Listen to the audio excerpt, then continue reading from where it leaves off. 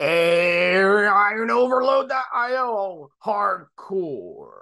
Episode 53. Today we're going to be doing how to use steroids as a motivational tool.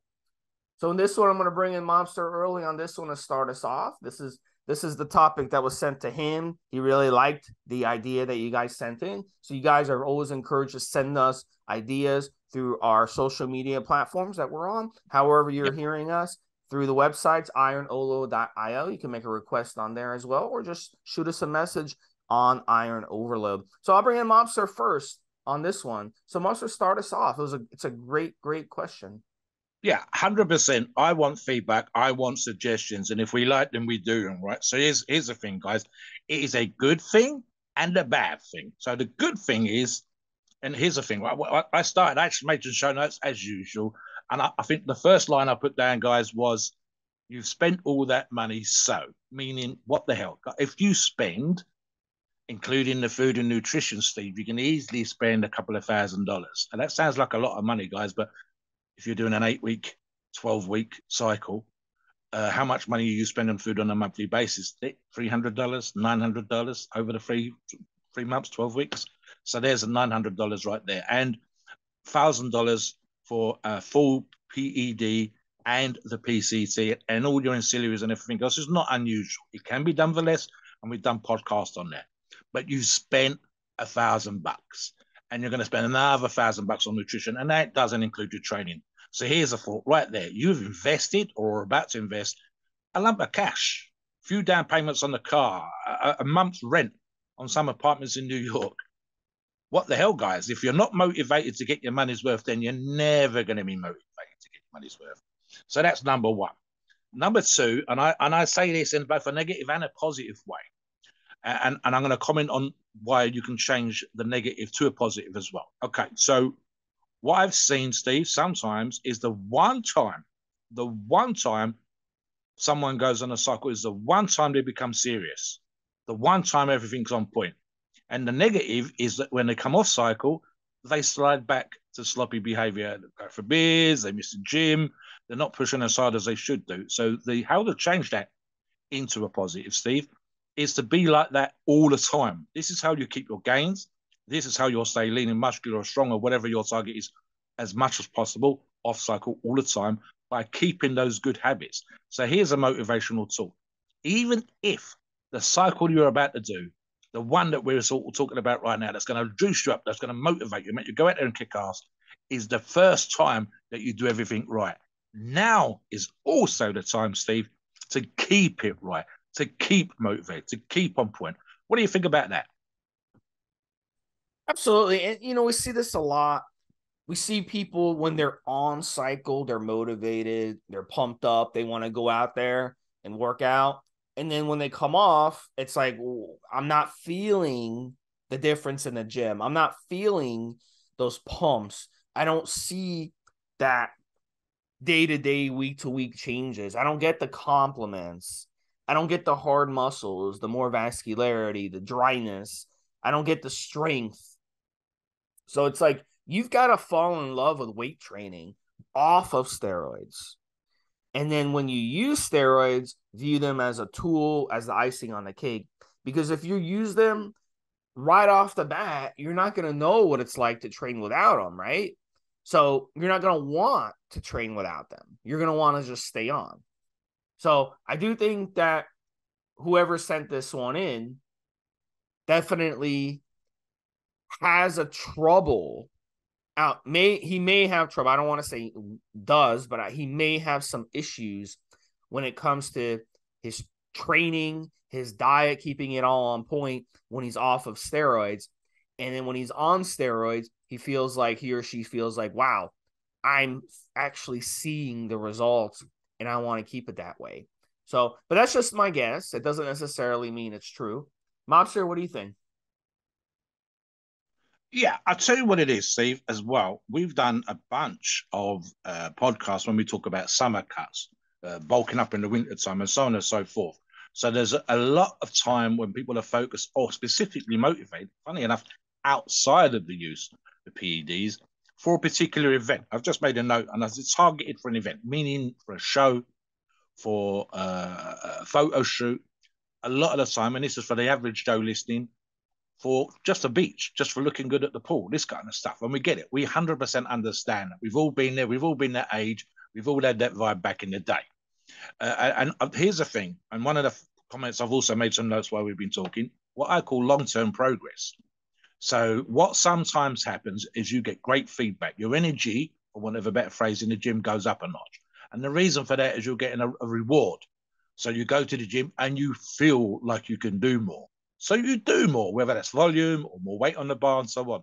Veins start popping and people give you comments and they say, hey, you know, arms are looking good. Chest looks a bit thick. I even said the same thing to my training buddy last week. Your chest is looking, it's sticking out more. He's 76, Steve, and his chest is sticking out more from the workouts we're doing. So we're throwing back compliments. Well, weight's gone in the bar. You know you're getting stronger. And this applies to every single person that's listening to us that's trained, but especially when you're on a successful cycle and it's really, really working. So the trick is, that's great, absolutely, because it's going to make you train harder. But the trick is long-term progress, Steve. And I use this because you and I touched on this when we've replied on forums. Sometimes people get hung up. Oh, listen, a successful cycle on SARM, Steve, is £5. A successful sample on a steroid stack would be 6, 7, £8. Fantastic results. Seriously, you've said in previous podcasts and comments online, £3 per cycle. But if you do 2 cycles, you get at £6. And then 10 years is £60. So the trick sometimes with staying motivated on and off is that in your long-term progress is going to be amazing. Your long-term progress year to year, quarter to quarter, from the start of the year to the end of the year is just going to be, wow, do you know what? I can see my shoulders are filled up. My traps are popping. So there's one right there. There's a bunch of other ways you can do this. And I've touched on this when I've talked about training cycles. So I say, for example, and I'm probably at the zenith, about as far as I can go on some exercises. But a lot of our listeners are right at the beginning, Steve. So the trick, and I've talked about this before, is this. Let's imagine that your bench is 100 kilograms, 220 pounds. If it's American 45-pound plates, it'd be 225. And you go on a cycle and you hit 250. When you come off the cycle, your new starting point should be 230 pounds, £5 up. And the next time you go on cycle, it should be 255 or 260. Each and every cycle should give you that little tiny bit of progression from the point before when you was off. So you're a little bit stronger, that little bit more muscular. You might have lost a little tiny bit of size on cycle coming off. You did everything perfect, like we told you to do on the forums, but you're still a little bit up from where you was before. A few pounds here, an inch there, quarter of an inch there, and so on and so forth.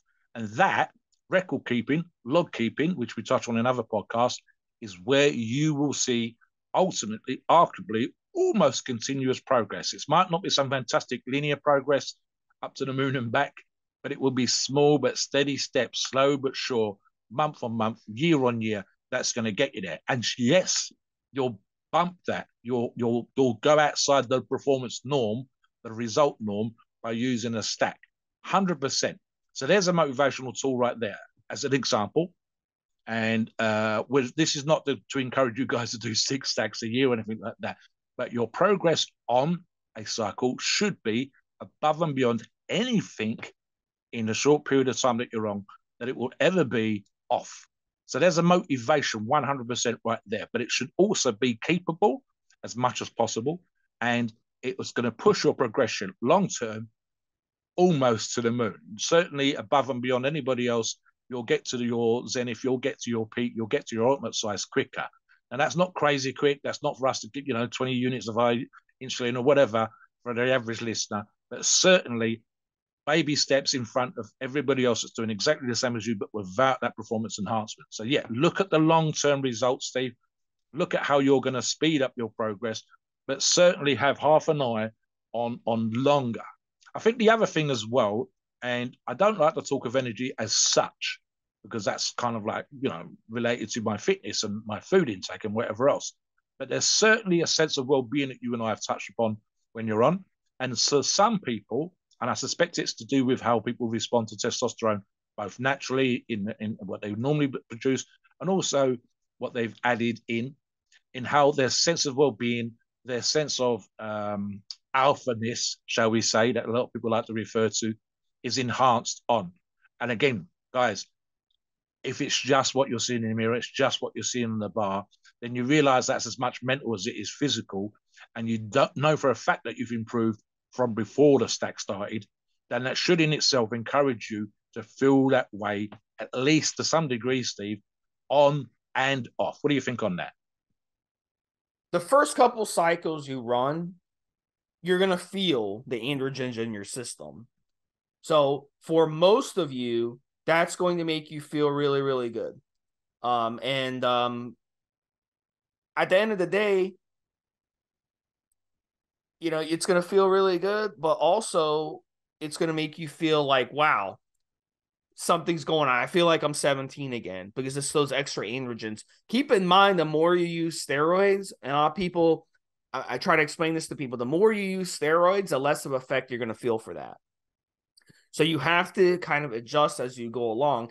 A lot of people that run their first cycle and they'll jump out of bed every morning ready to go to the gym. Then they'll hit the gym again in the afternoon. I know I was like that when on my first cycle. I was like, wow, I feel like $1,000,000 here. You know what I'm saying? I'm like 28, 29 years old.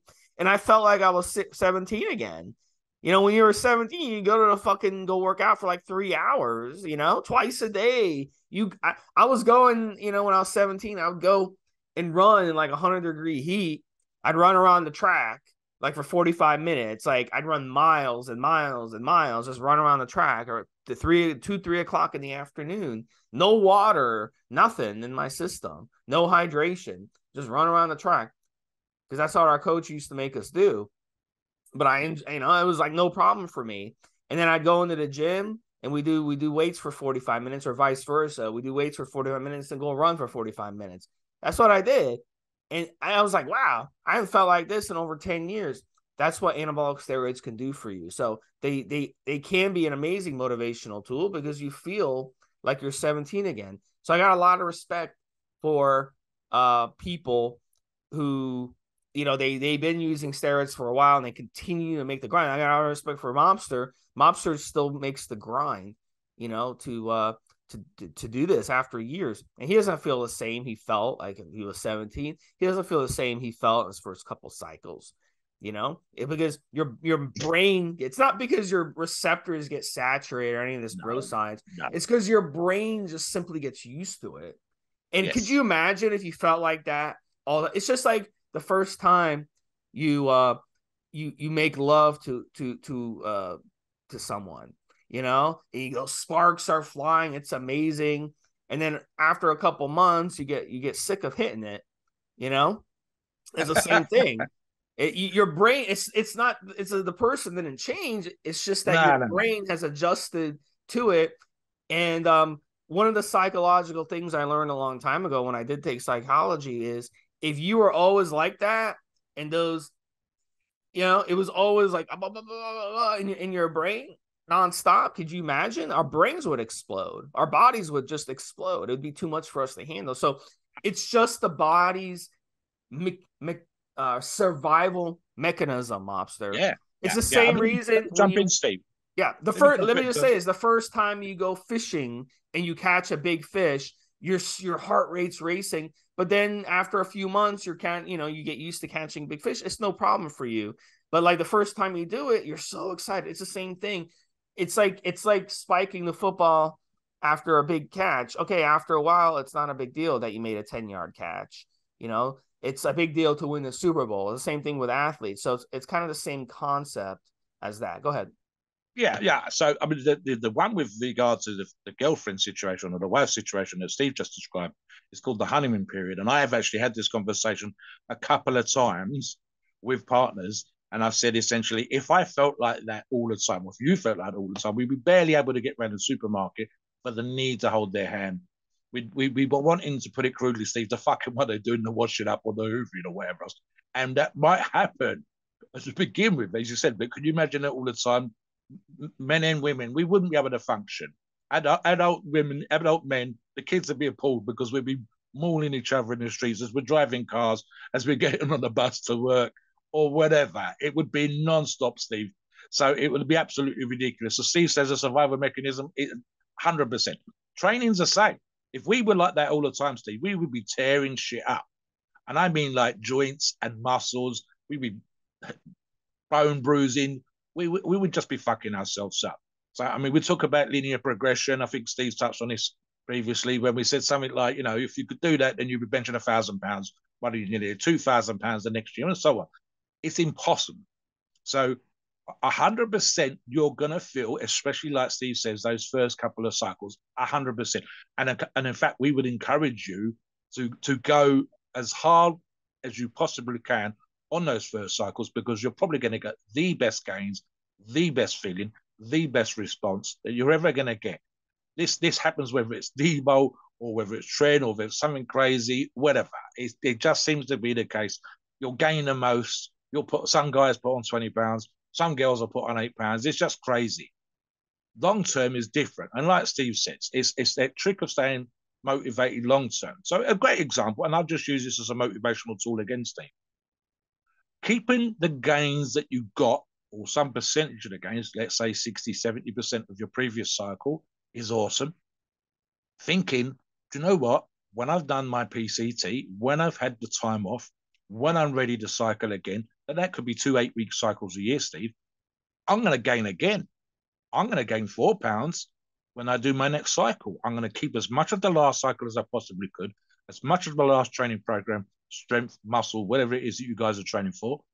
And then I've got this coming. If I can gain £1 or £2 in between 16 weeks, 20 weeks off, whatever, I've still got that and I've got what's coming.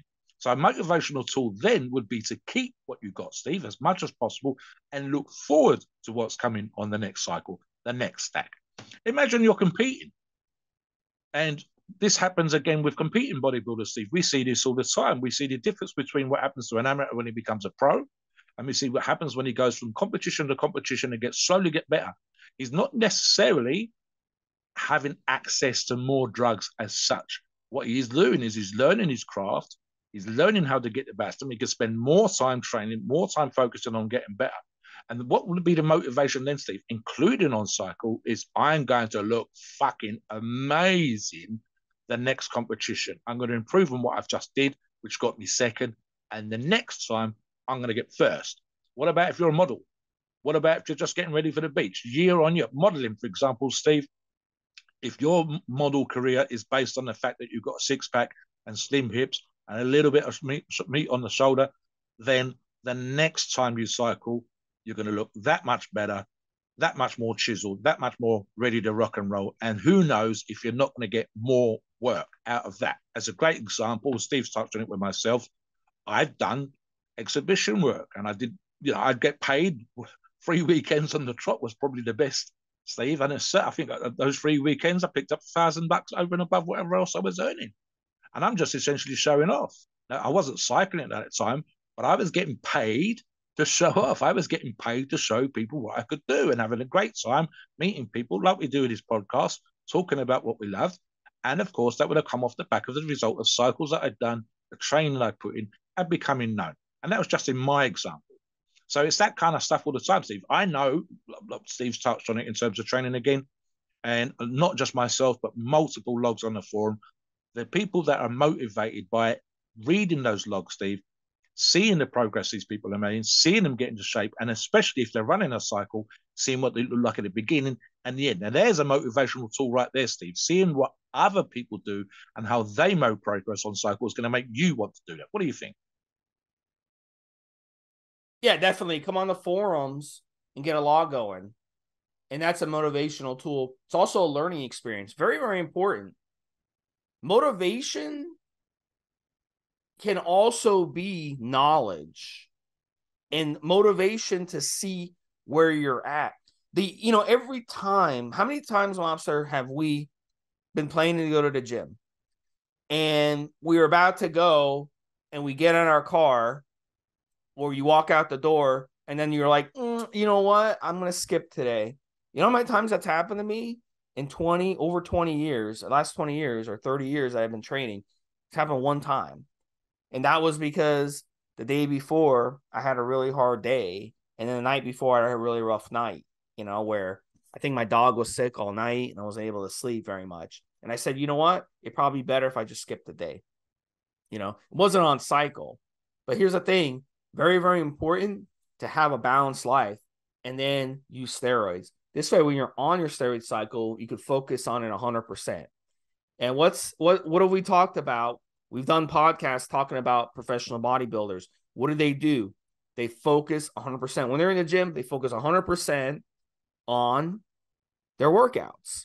No other influences. They don't bring their phones with them unless it's to connect it to headphones to listen to music off their phone. But they don't check their phone for messages. They don't do any of that shit. That's why I got out of the being a landlord. Okay, I was a landlord for 8 years. That's why I got out of it, because I got sick of having to take my phone into the gym on some days because I'm waiting for the AC guy to get back to me. I'm waiting for the tenant to get back to me or something like that. That shit pissed me off. So I didn't want that shit in my life. Okay, even though it cost me money, but it also cost me it saved me my sanity in the meantime. When I go to the gym, I want to focus on the gym. Very, very important to be able to focus on that. And that's how it is, because that's when you're going to have the best results. And when you're on cycle and you're worried the whole time about something that's out of your control, it's going to affect your gains. This one time I ran Primo. I was having a really tough time at work. I talked about it on previous podcasts, but I'll say it for those of you who didn't listen to it. I spent like $1,200 on this cycle. Okay, so most I've ever spent on a cycle, because it was Primo bowling, and I was going to run 500 to 600 milligrams a week for 12 weeks. That's an expensive cycle, okay, for Primo bowling. And the whole time on the cycle, I could not get results on the cycle. It was a complete waste.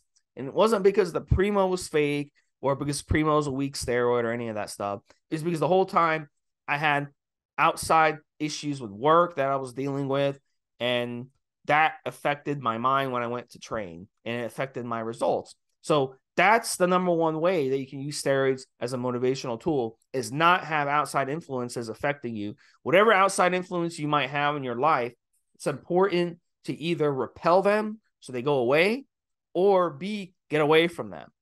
And one of the tricks that you can do to kind of put yourself in that mode is get some headphones, leave your phone in your car, and just take your headphones to the gym and just forget about everything else. When you walk into the gym, it's all business. You don't bring any problems into the gym. You separate them outside, okay? And then another thing that mobster I see people do, as soon as they leave the gym, they check their phone. So even if you did that and you go and check your phone and then problems are hitting you, that's not what you want to go through. Wait for your heart rate to drop, wait for your body to calm down. And then once you leave the gym, and your body settles and everything, that's when you can check your phone, okay? So this whole idea of this, you guys know what I'm talking about. You go to your locker, you get your phone, or you go to your car and you get your phone, and the first thing you do is look at your phone. Oh, I had a missed call, I had a missed text message. It's just not going to fly.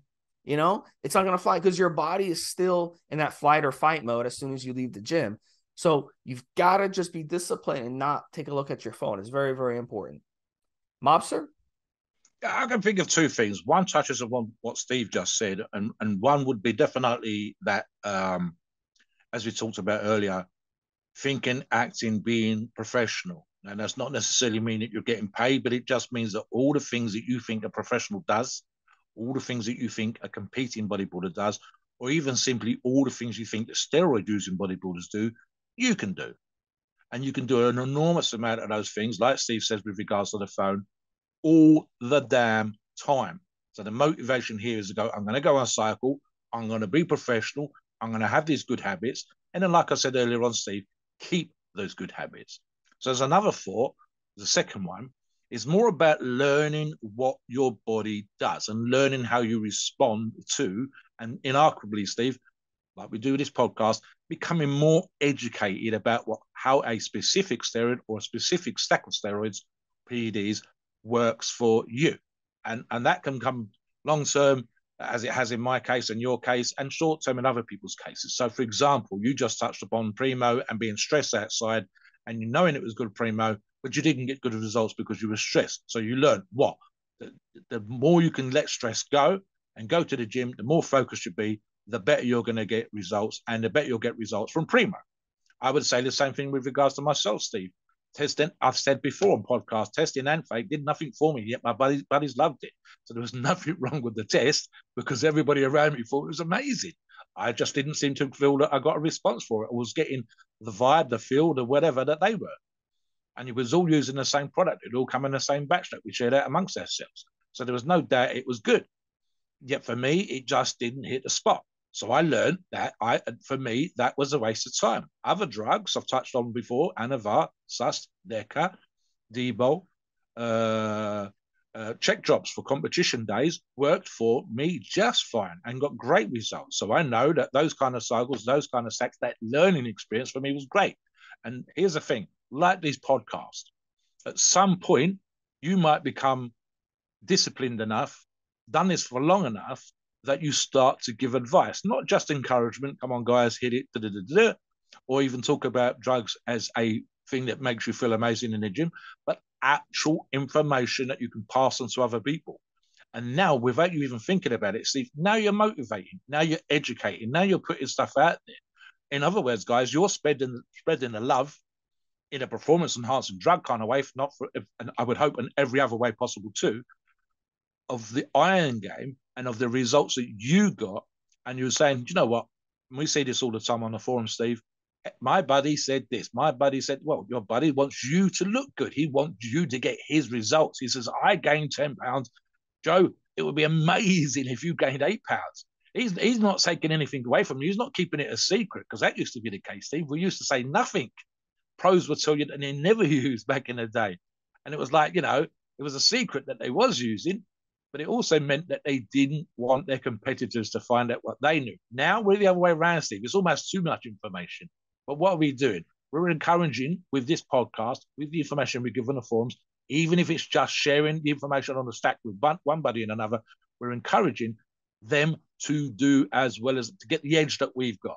So there's a motivation right there for you to learn from your own experiences, and then, Steve, to pass that on and get other people to be successful, other people to get great results. And especially as Steve and I do on this podcast, by giving out solid ass, sensible information, not crazy dosages. That's too easy. I can think of so many examples in person and online where I see crazy bits of information going out there, but solid information, sensible doses, safe use, and getting a buddy, a partner, people down the gym, whatever, to progress. So there's a motivation right there to learn for yourself and then passing on that information, just as we do, Steve. What do you think? Yeah, and look, at the end of the day, if you're not tapping into that motivation, then it's time to try something else.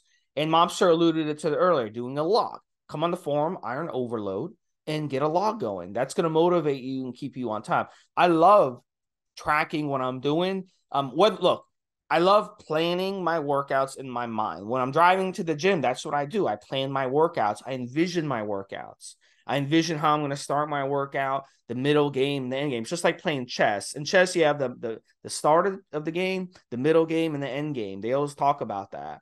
And you'll get, if you ever play chess online, which I do, I'll play 1 or 2 games of chess just to keep my mind sharp every day, right? Because chess is a real mind game.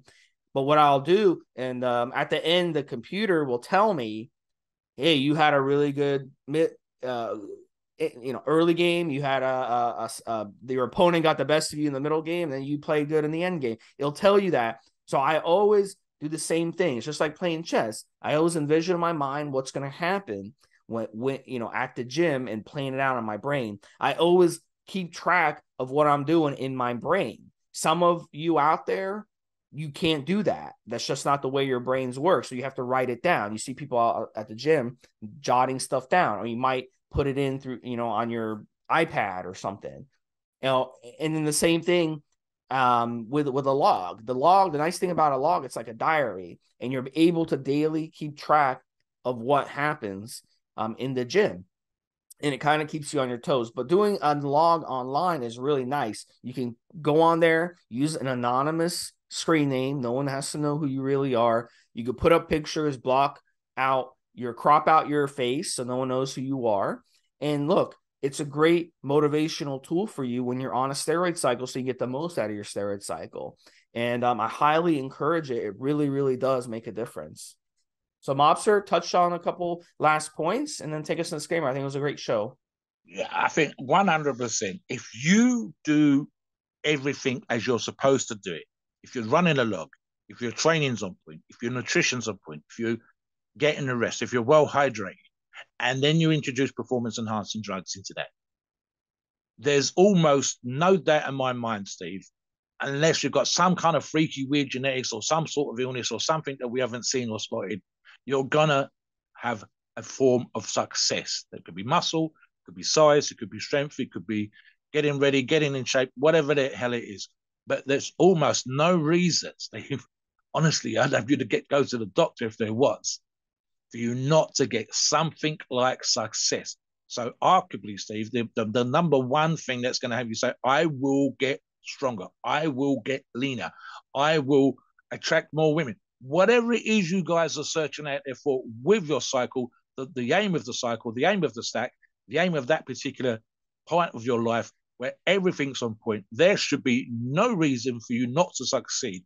So the motivation 100% above and beyond good practices that touched on earlier, running a log, etc., should be, I'm going to be 4 pounds heavier. I'm going to have 10, 15 kilos, 20, 30 pounds on the bar. I'm going to be that much more ready for the beach. And there, Steve, is 100%, in my mind, the greatest motivation above and beyond everything else. Practice and keep those gains and boom, come back on and listen to more of our podcasts for more great information like that. Please note, we are not doctors and the opinions are ours. It's our view and based on our experience and views on the topic. Our podcasts are for informational purposes and entertainment only. The freedom of speech and the First Amendment applies.